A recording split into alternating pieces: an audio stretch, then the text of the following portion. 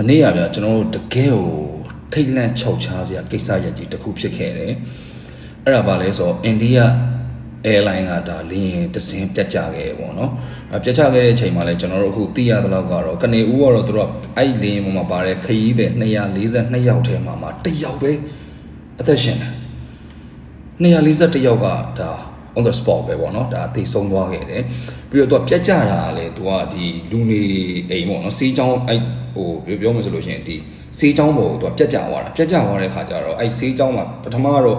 စေးချောင်းမှာရှိတဲ့စေးချောင်းသား9ဦးနဲ့ဆရာမ1ယောက်ပေါ့နော်ဒါတေဆုံးတယ်ဆိုပြီးတော့သိရတယ်အခုတော့ဒဏ်ရာရတဲ့လူကအယောက်40 50လောက်ရှိရပေါ့နော်ဒါပေမဲ့အခုကတေဆုံးတဲ့လူကအဲ့ဒဏ်ရာရတဲ့လူတွေမှာအယောက်40လောက်ထပ်ပြီးတော့တေဆုံးသွားတယ်ဆိုတော့တကယ်ကိုကျွတ်စင်ရအဲ့ဒါနဲ့ကျွန်တော်ကအခု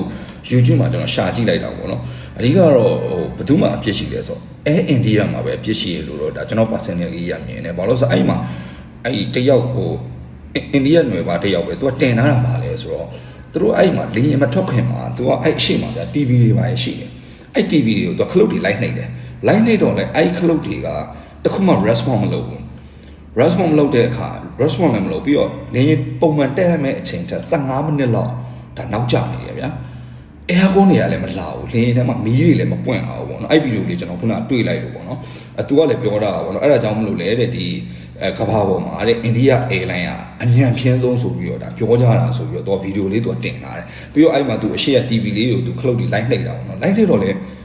ခလုတ်တွေတခုမှ response မလာဘူးဘာမှလည်းနှိပ်လို့မရဘူးကျွန်တော်ပြောတာဗျအဲ့ဒီအချိန်မှာတကယ်လင်းမှုကလည်းသူကဟိုအကြောင်းကြားလားမကြားလားတော့ကျွန်တော်ဒီမသိဘူးကျွန်တော်ထင်တာတော့ဒီလိုမျိုးဖြစ်နေရင်တော့လင်းမှုကအကြောင်းကြားမှာပဲအကြောင်းကြားတဲ့အချိန်မှာဟိုဘက်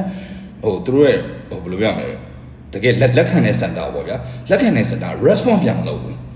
ဒါကျွန်တော်သိရသလောက်အနေထားကိုပြောပြရဗျာသိလားဆိုတော့တကယ်တမ်းတော့အဲ့ဒီမှာနေဆိုင်းရပြနေပြီဒီခလုတ်တွေကနှိပ်လို့မရစရာအကြောင်းမရှိဘူး aircon ကလည်းမလာစရာအကြောင်းမရှိဘူးစသဖြင့်ပေါ့နော်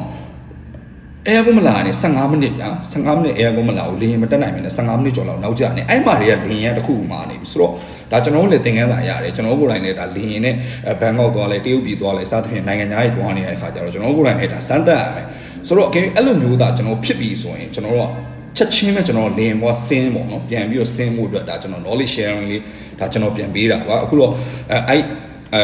တယောက်ရဲ့ဗီဒီယိုတော့ဒါကျွန်တော်ကြည့်လိုက်ရတယ်ပေါ့နော်ဒါပေမဲ့သူလည်းအခုလင်းပြကြတဲ့အထဲမှာတော့ပါပြီးတော့ဆုံးပါသွားခဲ့တယ်ပေါ့ဆိုတော့ဒါတွေကတော့ဟိုကျွန်တော်အဲ့လိုမျိုးဖြစ်နေကျွန်တော်ဘာမှလင်းယူဒီပါကြောက်နေတယ်ငါဒီလင်းမောငါချက်ချင်းဆင်းမယ်ဆိုပြီးတော့တခါလေးပြောပြီးတော့ဆင်းဖို့လိုအပ်တယ်ဆိုတော့အဲ့လိုမျိုးလေးကျွန်တော်စစ်ဆေးကြည့်ပါလင်းရဲ့တခုခုမဟန်တော့ဘူးဆိုရင်